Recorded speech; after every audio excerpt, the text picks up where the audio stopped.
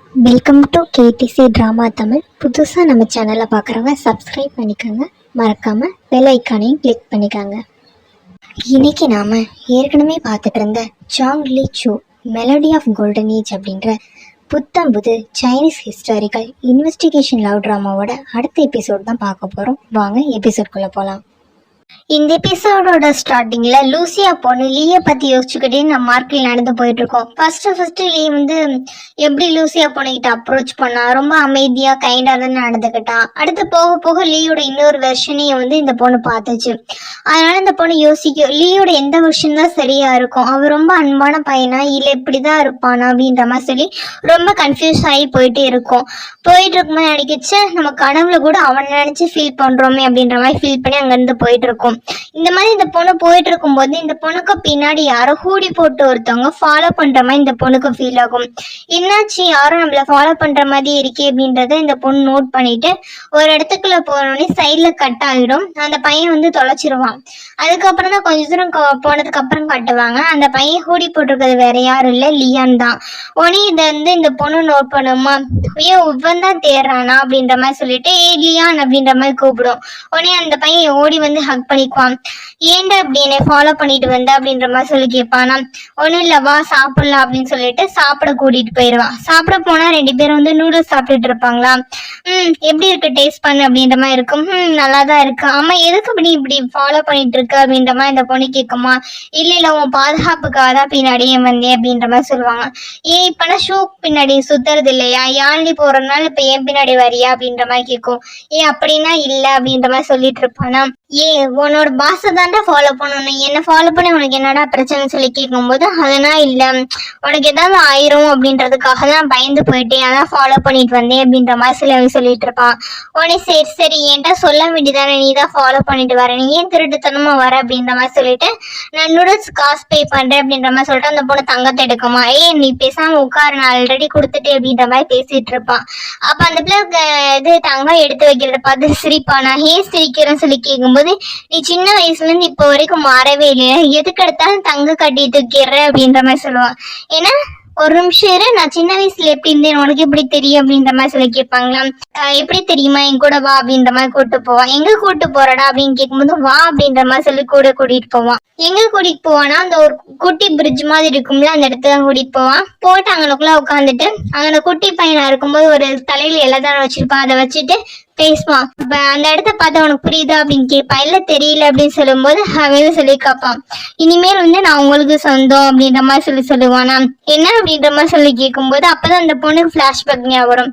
இதே இடத்துல ஒரு குட்டி பையனுக்கு வந்து ஹெல்ப் பண்ணிருக்கோம்ல, இவன் வந்து ப்ரூவ் பண்றதுக்காக தன்கிட்ட வந்து ஒரு கோல்டு காயின் எடுத்து காட்டுவான். எப்படி வந்துட்டு இது வந்துச்சுன்னு சொல்லி கேட்கும்போது நல்லா யோசிச்சு பாரு அப்படின்ற மாதிரி சொல்லுவானா. அப்பதான் அந்த பிள்ளைக்கு ஞாபகம் வரும், சின்ன வயசுல இதே மாதிரிதான் அவன் இன்னொன்று போட்டுட்டு சொல்லுவான், இனிமேல் வந்து நான் உங்களுக்கு சொந்தம் அப்படின்ற மாதிரி. ஒரு குட்டி பையனுக்கு அந்த பொண்ணு கோல்டு கொடுத்து ஹெல்ப் பண்ணும்ல, அதை வச்சு பார்க்கும். ஏன் உண்மையிலே நீயாடா அப்படின்னு கேட்கும்போது ஆமா, நீ எனக்கு கோல்டு கொடுத்ததுல இருந்து எனக்கு செலவு பண்ணவே தோணல, பத்திரமா வச்சுக்கிட்டேன். நீ சொன்ன மாதிரியே பாத்தியா, நான் 4 பேர் ஹெல்ப் பண்ற மாதிரி ஆயிருக்கேன். நீ எப்ப கோல்டு கொடுத்து என்ன வாங்கினியோ அப்பல இருந்து நான் உனக்கு தான் சொந்தம், நான் வேற யாருக்கும் சொந்தம் கிடையாது, நான் உன்னோட ஆளா எப்பயோ மாறிட்டேன் அப்படின்ற மாதிரி ஃபீல் பண்ணி சொல்லிட்டு இருப்பான். இதை கேட்டோடனே இந்த பொண்ணுக்கு வந்து ரொம்ப ஃபீலிங் ஆயிரும். அழுதுட்டு என்ன பண்ணும் அப்படின்னா லியானை வந்து ஹக் பண்ணிக்கும். அவனும் வந்து கொஞ்சம் தங்கிட்டே இருப்பான், அப்புறம் ஹக் பண்ணிக்குவான். 2 பேரும் இப்படி ஃபீல் பண்ணிட்டு இருப்பாங்க. அடுத்து இங்க எங்க காட்டுறாங்க அப்படின்னா இளவரசரோட வீட்டுலதான் காட்டுறாங்க. இன்னைக்கு வந்து ஒரு பார்ட்டி வச்சிருக்கேன்னு சொன்னார்ல, அங்க எல்லாருமே வந்து ஃபங்க்ஷனுக்கு வந்து போயிட்டு இருப்பாங்க. அங்க எல்லாருமே வந்திருப்பாங்க. 2 சீட்டு மட்டும் காலியா இருக்கும். ஒண்ணு வந்து ஹீரோவோட சீட்டு, இன்னொன்னு வந்து லியோட சீட்டு. அவங்க 2 பேரும் மட்டும் இன்னும் வரல. அது வந்து எப்படி சமாளிக்கணும்னு தெரியாம அவங்க அக்கா கூட பேசிட்டு இருப்பானா. அப்பன்னு பார்த்து வந்து ஹீரோ வந்து உள்ள வருவாரு. வந்ததுக்கு லேட் ஆயிடுச்சு அப்படின்னு சொல்லிட்டு ஹீரோயினோட ஜோடியா வந்து உள்ள உட்காருவாரா. பரவாயில்லையே, ஹீரோவே வந்துட்டான், ஆனா ஹீரோ சரி லீயும் சரி சேம் ஈக்குவல் ஹெட்டா தானே இருக்காங்க, ஏன் லீ இன்னும் வரல அப்படின்ற மாதிரி அங்க இருக்கவங்க பேசிட்டு இருப்பாங்களா. உடனே லீ சொல்லுவான், சாரி லேட் ஆயிடுச்சு, எங்க அக்கா இங்க வரேன்னு சொல்லி சொன்னாங்க, அவங்களையும் பார்ட்டில ஜாயின் பண்ணி வச்சுக்கவா அப்படின்ற மாதிரி கேட்பாங்க. பரவாயில்ல வாங்க அப்படின்ற மாதிரி சொல்லுவோம். அப்பதான் இவனோட அக்காவை கட்டுவாங்க. அதான் அந்த சீரியல் கில்லர் பொண்ணு, புது சீரியல் கில்லர் பொண்ணு அது வந்து உட்காந்துருக்கும். அந்த பொண்ணு வந்து சொல்லு, சாரியும் என்னாலதான் லேட் ஆயிடுச்சு, வேணா ஒண்ணு பண்றேன், சாரி கேட்கிற விதமா நானே எல்லாருக்கும் ஒயின் ஊத்தி கொடுக்குறேன் அப்படின்ற மாதிரி சொல்லிட்டு அவங்க போய் எல்லாருக்கும் வந்து ட்ரிங்க் வந்து சர்வ் பண்ணிட்டு இருப்பாங்க. சர்வ் பண்ணும்போது ஜோமினிஸ் கிட்ட போகும்போது தட்டி விட்டு திருப்பி எடுத்து வைப்பாங்க. இவங்க எதுக்காக அப்படி பண்றாங்க அப்படின்னா, உங்க கையில எந்த காயமும் ஏற்படல அப்படின்றத ப்ரூவ் பண்றதுக்காகவே சொல்லிட்டு இருப்பாங்க. சரி ஹீரோயின் சரி நோட் பண்ணுவாங்க அந்த பிள்ளை எப்படி சர்வ் பண்ணுது எல்லாத்தையும். இதுலயும் பார்த்துட்டு தான் இருப்பான். அப்படியே அவங்க பேசிட்டு இருக்கும்போது இந்த பொண்ணு என்ன சொல்லும் அப்படின்னா, நான் வந்து உங்களை பத்தி கேள்விப்பட்டிருக்கேன், நீங்க நல்லா டான்ஸ் ஆடுவீங்களா, ஆடி காட்டுறீங்களா அப்படின்ற மாதிரி நம்ம ஹீரோயின்ட்ட கேட்பாங்களா. ஹீரோயின் வந்து அமைதியா இருப்பாங்க. அப்ப இளவரசன் சொல்லுவாரு, ஆமா நானும் கேள்விப்பட்டிருப்பேன் ஆன்ச்சி, நீங்க வந்து ரொம்ப நல்லா டான்ஸ் ஆடுவீங்கன்னு சொல்லிட்டு, ரொம்ப டேலண்டான பொண்ணு கேள்விப்பட்டிருக்கேன், ஏற்கனவே பீப்பா டான்ஸ் வேற ஆடிருக்கீங்களா, இங்க டான்ஸ் ஆடலால அப்படின்ற மாதிரி அவங்களுக்கு கேட்பாங்க. ஜோ மினிஸ்டர் சப்போர்ட் பண்ணுவாரு, ஆமா அந்த பொண்ணு நல்லா தான் பண்ணும் எல்லாமே அப்படின்ற மாதிரி சொல்லுவாங்க. எல்லாருமே இந்த மாதிரி என்கரேஜ் பண்ணும்போது ஹீரோ என்ன சொல்லுவாருன்னா, இல்ல இல்ல என் ஒய்ஃப் ஆட மாட்டா அப்படின்ற மாதிரி சொல்ல வருவாரா. உடனே ஹீரோயின், பொறுப்பா ஏன் ஆட மாட்டேன்னு சொல்றேன், அவங்க தான் கேக்குறாங்களே ஹஸ்பண்ட், போய் ஆடிட்டா போச்சு அப்படின்ற மாதிரி ஹீரோட்ட கொஞ்சம் பேசிட்டு, ஆனா ஒண்ணு எனக்கு உன்னோட வால் மட்டும் வேணும் அப்படின்ற மாதிரி ஹீரோட்ட கேட்பாங்க. எதுக்கிட்ட கேக்குற அப்படின்ற மாதிரி பாப்பானா, உடுடா அப்படின்ற மாதிரி சொல்லிட்டு ஹீரோயின் போவாங்க. வால் கொண்டு வந்து கொடுப்பாங்க. அங்கிள் தான் அங்க வந்து மியூசிக் வாசிப்பாரு ஜின்னு. அவர்கிட்ட அங்கிள் அப்படின்ற மாதிரி கண்ணை கட்டுவாரு. உடனே அவர் வந்து மியூசிக் வாசிக்க ஆரம்பிப்பாரு. வாசிக்க வந்து ஹீரோயின் வந்து டான்ஸ் ஆட வைப்பாங்க. வால் வச்சு நடனம் ஆடுவாங்களே அந்த மாதிரி நடனம். இது ஆக்சுவலி உங்களுக்கு வால் நடனம் பத்தி எதுவுமே தெரியாது. இவங்க எப்படி ஆடுறாங்க அப்படின்னா, ஹீரோ வந்து மார்னிங் வந்து ப்ராக்டிஸ் பண்ணிட்டு இருப்பாங்க டெய்லியும். அது ஹீரோயின் என்ன பண்ணுவாங்கன்னா, டெய்லியும் போய் சைட் அடிச்சுட்டு இருப்பாங்க போல இருக்கு. அங்க பண்ற ஒவ்வொரு மூவையும் வந்து ஹீரோயின் இங்க பண்ணுவாங்க. ஹீரோயின் இங்க பண்றதெல்லாம் ஹீரோ பார்த்துட்டு, அடிப்பாவி டெய்லி இந்த வேலையை தான் பார்த்துட்டு இருந்தியா அப்படின்ற மாதிரி பார்த்துட்டு இருப்பாரு. ஹீரோ பார்த்து சிரிச்சுக்கிட்டே என்ன பண்ணுவாங்க அப்படின்னு, இந்த வால் டான்ஸ் ஹீரோ என்னென்ன மூவ்மெண்ட் போட்டாங்களோ அதே மூவ்மெண்ட் வந்து இங்க பண்ணிட்டு இருப்பாங்க. இதை எல்லாரும் பார்த்து பரவாயில்ல இந்த பொண்ணு நல்லா டான்ஸ் ஆடுது அப்படின்ற மாதிரி இது பண்ணுவாங்க. ஹீரோயின் ஆடுறதுக்கு ஏற்ற மாதிரி அவங்க அங்கிளும் என்ன பண்ணுவாரா, மியூசிக் இது பண்ணிட்டு இருப்பாங்க. ஹீரோ பார்த்து டான்ஸ் ஆடிட்டு இருக்கவங்க என்ன பண்ணுவாங்கன்னா, ஒரு கட்டத்துல வேகமா வாழை சுழட்டி கொண்டுட்டு போய் சீரியல் கில்லர் பொண்ணு இருக்குல்ல அது வந்து அட்டாக் பண்ற மாதிரி போவாங்க. உடனே அந்த பொண்ணு என்ன பண்ணும்னா, அங்க இருந்து எந்திரிச்சு சண்டை போட்டு டேபிள் எல்லாம் உடச்சு விட்டுரும். இதை பார்த்துட்டு ஹீரோ என்ன பண்ணுவாருன்னா, ஹீரோயின் மேல காயப்பட்டுறக்கூடாதுன்னு ஹீரோயினை தாங்கி பிடிச்சிட்டு அந்த பொண்ணை வந்து காயப்படுத்திடுவார். அந்த பொண்ணுக்கு வந்து கத்தி வந்து உள்ளே இறங்கிடும். ஏற்கனவே ஒரு இடத்துல காயம் பட்டுச்சுல அதே இடத்துல இறங்கிடும். இத பார்த்து லீ வந்து கடுப்பாயிருவான். லீ மட்டும் இல்ல அங்க இருக்க எல்லாருமே வந்து ஷாக் ஆயிருவாங்க. ஏன்னா லீயோட அக்கா அப்படின்றது அடக்கமான பொண்ணு அப்படின்ற மாதிரி தான் பேசியிருக்காங்க. அவங்களுக்கு எப்படி தற்காப்பு கலை தெரியும் அப்படின்ற மாதிரி எல்லாரும் கேள்வி கேட்க ஆரம்பிச்சிருவாங்க. அதே இளவரசியா சொல்லுவாங்க, இந்திய வந்து நான் எங்கேயோ பார்த்திருக்கேன் அப்படின்ற மாதிரி பேசிட்டு இருப்பாங்க. எல்லாருக்கும் வந்து ரொம்ப சந்தேகமாயிருமா. உடனே ஹீரோ என்ன சொல்லுவார் அப்படின்னா, என்னை மன்னிச்சிருப்பா, தெரியாம வந்து என்னோட ஒய்ஃப் வந்து ரொம்ப வீக்கானவங்க, அவங்களால வாழை ஹேண்டில் பண்ண முடியல, அதனால கை தவறி வந்துருச்சு. ஆனா நீங்க ரொம்ப நல்லா சண்டை போடுறீங்க, உங்களுக்கு தற்காப்பு கலை நல்லா தெரியும் போல இருக்கு, அதனால ஒன்னும் தப்பா எடுத்துக்க மாட்டீங்கன்னு நினைக்கிறேன் அப்படின்ற மாதிரி ஹீரோ மன்னிப்பு கேட்டு போய் உட்காந்துக்குவேன். உட்காந்தவன் என்ன பண்ணுவோம் அப்படின்னா, ஹீரோயினோட கையை வந்து மசாஜ் பண்ணி விட்டுட்டு இருப்பான். பரவாயில்லையா அம்மா உனக்கு, ரொம்ப பரவாயில்லையா அம்மா உனக்கு, வால் தூக்குனியே ரொம்ப கஷ்டமா இருக்கா அப்படின்னு கேட்பாங்களா. ஹீரோயினோ, ஆமாப்பா ரொம்ப கஷ்டமா இருக்கு, என்னால தூக்க கூட முடியல தெரியுமா, 3 தடவை நெறி கீழே போட்டிருப்பேன் தெரியுமா அப்படின்ற மாதிரி பேசிட்டு இருப்பாங்க. இந்த இடமே கொஞ்சம் ஒரு மாதிரி இருக்குமா. இதை பார்த்துட்டு வந்து இளவரசர் சொல்லுவாரு, விடுங்க எல்லாம் நார்மல் தானே, இனிமேல் எந்த பிரச்சனையும் இல்லை அப்படின்ற மாதிரி பேசிட்டு இருப்பாங்க. உடனே இளவரசனா கேட்பாங்க, இது உங்க வீடா இப்படி கொஞ்சிட்டு இருக்கீங்க, வீட்டுல போய் தான் வச்சுக்கோங்களேன், உங்களுக்கு பிடிக்கும்னு தெரியும், அதுக்கே இப்படி நடந்துக்கிறீங்க அப்படின்ற மாதிரி எல்லாரும் பேசிட்டு இருப்பாங்க. அப்போ வந்து லீ கேட்பான், ஆமா இன்னைக்கு வந்து ஜின் வந்து வாசிச்ச மியூசிக் வந்து ரொம்ப டிஃப்ரெண்டா இருக்கு, எப்பயும் வாசிக்கிற மாதிரி மியூசிக் வாசிக்கல அப்படின்ற மாதிரி லீ கேட்டுட்டு இருப்பானா. அப்போ வந்து சொல்லுவாரு ஜின்னு, நான் வந்து புது மியூசிக் வந்து கம்போஸ் பண்ணியிருக்கேன், இந்த மியூசிக்கோட பேர் வந்து சந்தோஷம் மற்றும் துக்கம் அப்படின்ற மாதிரி சொல்லுவாங்க. ஏன்னா புது மியூசிக்கா அப்படின்ற மாதிரி எல்லாரும் கேட்பாங்களா. ஆமா புது மியூசிக் தான், எனக்கு தோணுச்சு அதான் கிரியேட் பண்ணேன் அப்படின்ற மாதிரி அவர் சொல்லிட்டு இருப்பாரு. அப்போ வந்து ஜோ மினிஸ்டர் எல்லாருமே சொல்லுவாங்க, பரவாயில்லையே நீங்க வந்து இவ்வளவு பெரிய பெரிய பார்ட்டி ஆர்கனைஸ் பண்ணிருக்கீங்க, உங்க பார்ட்டி நல்லாவும் போச்சு, எல்லாரையும் இன்வைட் பண்ணிருக்கீங்க. அது மட்டும் இல்லாம ஜின்னு வேற புது ஒரு மியூசிக் வேற கிரியேட் பண்ணி வாசிச்சிருக்காரு. இது எல்லாமே எவ்வளவு கொடுப்பன தெரியுமா அப்படின்ற மாதிரி பேசி ஜாலியா அந்த பார்ட்டியை வந்து மாத்தி கொண்டுட்டு போயிட்டு இருப்பாங்க. அடுத்து லீ வந்து ஒரு சீக்கிரட்டா ஒரு இடத்துல வந்து இருப்பானே, அந்த இடத்த தான் காட்டுறாங்க. அந்த இடத்துல அந்த பொண்ணு வந்து படுத்து கிடக்கும். எனக்கு ரொம்ப ஹெல்ப் பண்ணி, என்னால தாங்க முடியல, ரொம்ப வலிக்குது, எனக்கு மருந்து கொடு அப்படின்ற மாதிரி சொல்லுவாங்க. நீ இப்போ வேணால பொறுமையாவே இருக்க முடியாதா, உங்களே சந்தேகப்படுறாங்க அப்படின்ற ஒரே காரணத்துக்காக தான் நான் ரொம்ப கஷ்டப்பட்டு நிறைய காசு செலவு பண்ணி மூலிகைனா வர வச்சு உன்னோட காயத்தை சரி பண்ணி அனுப்பினேன். ஆனா நீ கொஞ்சம் கூட பொறுமை இல்லாம எல்லாரும் முன்னாடி நீ தான் சீரியல் கில்லர் அப்படின்றத ப்ரூவ் பண்ற மாதிரி பண்ணிட்டு வந்திருக்க. இப்ப என்ன பண்ண போற, உன்னை சரி பண்ணி விட்டு திருப்பி போய் நீதான் புது சீரியல் கில்லர் ப்ரூவ் பண்ண போறியா? எல்லாம் கேட்க மாட்டாங்க. இப்பதான் அடிபட்டுச்சு, அதுக்குள்ளே உங்க அக்கா எப்படி எழுந்து நடக்கிறான்னு சொல்லிட்டு அப்படின்ற மாதிரி இல்லி மிரட்ட ஆரம்பிப்பானாம். இல்ல என்னால தாங்க முடியல, எனக்கு அந்த ஷென்னை கொல்லணும், நீ என்னை விடுடா, எனக்கு கொஞ்சம் ஹெல்ப் பண்ணு அப்படின்ற மாதிரி சொல்லுவாங்க. நான் உனக்கு கொஞ்சம் யூஸ்ஃபுல்லா தான் இருப்பேன், காப்பாத்து அப்படின்ற மாதிரி சொல்லுவாங்க. நீ ஒன்னும் எனக்கு தேவையில்லை, இங்கேயே கடை அப்படின்ற மாதிரி எப்போ பாப்பானா.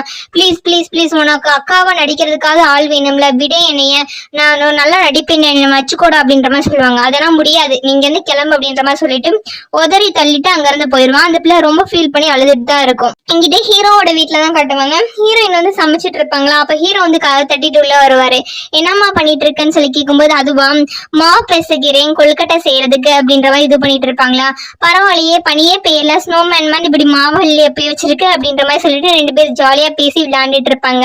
அப்ப பட்லர் வந்து சொல்லுவாரு, இந்த மாதிரி ராஜமாதா வந்து உங்களை பார்க்கணும்னு சொல்லியிருக்காங்க மேடம் அப்படின்ற மாதிரி சொல்லுவாங்களா. உடனே ஹீரோ சொல்லுவாரு, இப்பெல்லாம் ராஜமாதா என்ன அதிகமா கோட்டு கூப்பிடுறாங்களோ இல்லையோ, உன்னதான் பார்க்க கூப்பிடுறாங்க, என்னை விட செல்வாக்கு உனக்கு அதிகமாயிடுச்சுல அப்படின்ற மாதிரி பேசிட்டு இருப்பானா. உடனே ஹீரோயின் சொல்லுவாங்க, பேசாம இருடு, நான் போய் என்னன்னு கேட்டுட்டு வரேன் அப்படின்ற மாதிரி சொல்லிட்டு ஹீரோயின் இங்க இருந்து அரண்மனைக்கு போயிடுவாங்க. இங்க அரண்மனையில தான் போவாங்க, ஹீரோயின் மட்டும் தானே உள்ள போவாங்க. அப்ப ராஜமாதா சொல்லுவாங்க, கிட்டவா யாருமே இல்ல, எல்லாரும் வந்து லீவ் கொடுத்து அனுப்பிட்டேன், சும்மா தனியா இருக்க மாதிரி இருந்துச்சு, அதான் உங்ககிட்ட பேசிட்டு இருக்கலான்னு கூப்பிட்டேன் அப்படின்ற மாதிரி சொல்லுவாங்க. ஹீரோயின் சொல்லுங்க ராஜமாதான்னு சொல்லுவாங்களா. இல்லம்மா, நான் கேள்விப்பட்டேன் நேத்து இளவரசரோட இதுல வந்து பிரச்சனை ஆயிருச்சாம்ல, லீக்கும் சரி ஷென்னுக்கும் சரி, பார்த்து பத்திரமா இருந்துக்கோ சொல்லுமா, ரெண்டு பேருமே எனக்கு முக்கியம் தானே, ரெண்டு பேருமே எனக்கு ரெண்டு கண்ணு மாதிரி, ரெண்டு பேர் டிபார்ட்மெண்ட் தான் எனக்கு இம்பார்ட்டன்ட், பார்த்து இருந்துக்கோ சொல்லு அப்படின்ற மாதிரி சொல்லுவாங்க. ஆனா ஹீரோயின் சொல்லுவாங்க, எனக்கு லீய பத்தி தெரியாது, ஆனா என் ஹஸ்பண்ட் பத்தி நல்லா தெரியும், அவர் எந்த விதமான தப்பான விஷயமும் பண்ண மாட்டாரு, அதுக்கு மட்டும் நான் கேரண்டி கொடுக்குறேன் ராஜமாதா அப்படின்ற மாதிரி சொல்லிட்டு இருப்பாங்க. சரிம்மா, இந்த விஷயத்தெல்லாம் விடு, நம்ம எதுக்கு இப்ப மரியாதையா பேசிக்கிட்டு, நான் ஜென்ரலா உன்கிட்ட கொஞ்சம் பேசலாம் அப்படின்றதுக்காக தான் வர சொன்னேன். உனக்கு ஒரு விஷயம் தெரியுமா, இங்க இருக்கவங்க எல்லாரும் என்னை வந்து ரொம்ப மரியாதை கொடுக்குறாங்க நான் நினைக்கிறேன், அப்படின்னா கிடையாது, நிறைய பேர் என்கிட்ட வந்து பயந்துதான் பேசிட்டு இருப்பாங்க அப்படின்ற மாதிரி சொல்லுவாங்க. என்ன ராஜமாதா சொல்றீங்க, அப்படின்னா கிடையாது, வானர் எடுத்துக்கங்க, ஜான்போ எடுத்துக்கங்க, உங்ககிட்ட நல்லா தானே பேசுறாங்க அப்படின்ற மாதிரி ஹீரோயின் கேட்பாங்களா. ஆமா, அவங்க நல்லா என்கிட்ட பேசுறாங்க அப்படின்னா அவங்களுக்கு நான் அந்த அளவுக்கு வந்து பாசம் கொடுத்துருக்கேன், அதனால வந்து அக்கறையா இருக்கேன்றதுனால அவங்க என்கிட்ட மரியாதை நடந்துக்கிறாங்க அப்படின்ற மாதிரி சொல்லுவாங்க. அப்ப உங்களோட இளவரசி இருக்காங்களா, அவங்க ரெண்டு பேரும் உங்க பசங்க தானே, அவங்க உங்களை நல்லா பாத்துக்குவாங்கல்லம்மா ராஜமாதா அப்படின்ற மாதிரி இவங்க கேட்பாங்களா. நீ வேற அவங்கள பத்தி பேசாதம்மா, அவங்க எப்ப அடுத்து வந்து குட்டி ராஜாவுக்கு வந்து யார் பொறுப்பேற்றுக்கிறது அப்படின்றது தான் கான்சென்ட்ரேட் பண்றாங்களே தவிர என்னையே பாத்துக்க மாட்டாங்க, அவங்கன்னா எப்படா நான் வந்து சாவையும் எதிர்பார்த்துட்டு இருப்பாங்கம்மா அப்படின்ற மாதிரி அவங்க பேசிட்டு இருப்பாங்க. அப்படின்னா இருக்காது ராஜமாதா சொல்லும்போது, இல்லம்மா என் பசங்களை பத்தி எனக்கு நல்லாவே தெரியும், அவங்க அதிகமா வந்து யார்கிட்ட பவர் இருக்குன்றதுதான் கான்சென்ட்ரேட் பண்ணுவாங்களே தவிர என்ன பாத்துக்கணும்னு நினைக்க மாட்டாங்க. எனக்கு ரொம்ப வயசாயிட்டே போயிட்டு இருக்குமா, இன்னும் எத்தனை நாள் இருப்பேன்னே தெரியாது அப்படின்ற மாதிரி சொல்லுவாங்க. இல்ல ராஜமாதா, நீங்க ரொம்ப நாள் தான் இருப்பீங்க சொல்லுவாங்களா ஹீரோயின். இல்லம்மா, நானும் மனுஷி தானே, எனக்கு தெரியும் என்னை பத்தி. இங்க பாரு, நான் உங்ககிட்ட இப்ப எதுக்கு கூப்பிட்டேன்னா உனக்கு ஒரு அட்வைஸ் பண்றது தான் கூப்பிட்டேன். வெளியில யாரு என்ன சொன்னாலும் சரி, ஷென்னை வந்து நீ விட்டுறாத, ஷென் வந்து உன்னை உண்மையா லவ் பண்றான், ஷென்னு உன் மேல காட்டுற லவ் வந்து நான் வந்து எனக்கு என் மேல என்னோட ஹஸ்பண்ட் காட்டும் போது பாத்திருக்கேன். முன்னாள் ராஜா என் மேல அவ்வளவு அன்பு பாசம் வச்சிருந்தாரு, அதே பாசத்தை ஷென்னோட கண்ணுல என்னால பார்க்க முடியுது.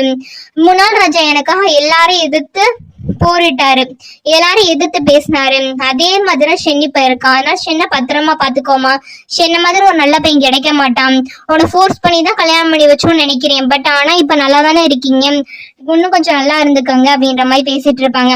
கண்டிப்பா ராஜமாதா, நானும் ஷென்னு கூட இனிமேல் நல்லா இருக்கேன் அப்படின்ற மாதிரி ஹீரோயின் சொல்லிட்டு அங்க இருந்து வெளியில வருவாங்க. நேரா எங்க வருவாங்கன்னா தன்னோட வீட்டுக்கு தான் வருவாங்க. வீட்டுக்கு வெளியில அவங்களோட அப்பா வீட்டுல இருந்து வண்டி நிக்கும். என்னப்பா ஆச்சு இங்க நிக்கிற அப்படின்ற மாதிரி ஹீரோயின் கேட்பாங்களா. இல்ல மாஸ்டர் உங்களை உடனே கூட்டிட்டு வர சொன்னாங்க அப்படின்ற மாதிரி சொல்லுவாங்க. ஹீரோயின் மேல வீட்டுக்குள்ள போய் ஷென்ட்ட சொல்லிட்டு போனான்னு தான் பாப்பாங்க. இல்ல உடனே என்ன அர்ஜென்ட்டோ தெரியல அப்படின்ற மாதிரி சொல்லிட்டு வண்டியில ஏறி வீட்டுக்கு போயிடுவாங்க. வீட்டுக்கு போய் அப்பா என்னாச்சுன்னு சொல்லி கேட்டா உள்ள ஜோ மினிஸ்டர் தான் வெயிட் பண்ணிட்டு இருப்பாரு. வந்தோடனே கேட்பாரு, ஹேமா உன்கிட்ட ஒரு சில கேள்வி கேட்கணும்னு நினைச்சேன், அதுக்கு தான் கூப்பிட்டேன்னு சொல்லுவாங்களா. சொல்லுங்க அப்படின்ற மாதிரி சொல்லி கேட்கும்போது கேஸ் பத்தி ஏதாவது சொல்லுமான்னு சொல்லி கேட்பாரா. கேஸ் பத்தி கண்டிப்பா எனக்கு தெரியாது, என்கிட்ட சொல்ல மாட்டாங்க அப்படின்ற மாதிரி சொல்லுவாங்க.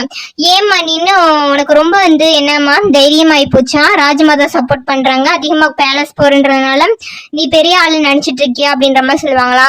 இல்ல நான் அப்படிலாம் நினைக்க கிடையாது, நான் என்னோட லிமிட்ல தான் இருக்கேன், என்னதான் நான் கல்யாணம் பண்ணி வச்சாலும் சரி என்ன என்கிட்ட அளவாதான் சொல்லுவான் எல்லாம் அப்படின்ற மாதிரி சொல்லுவாங்க.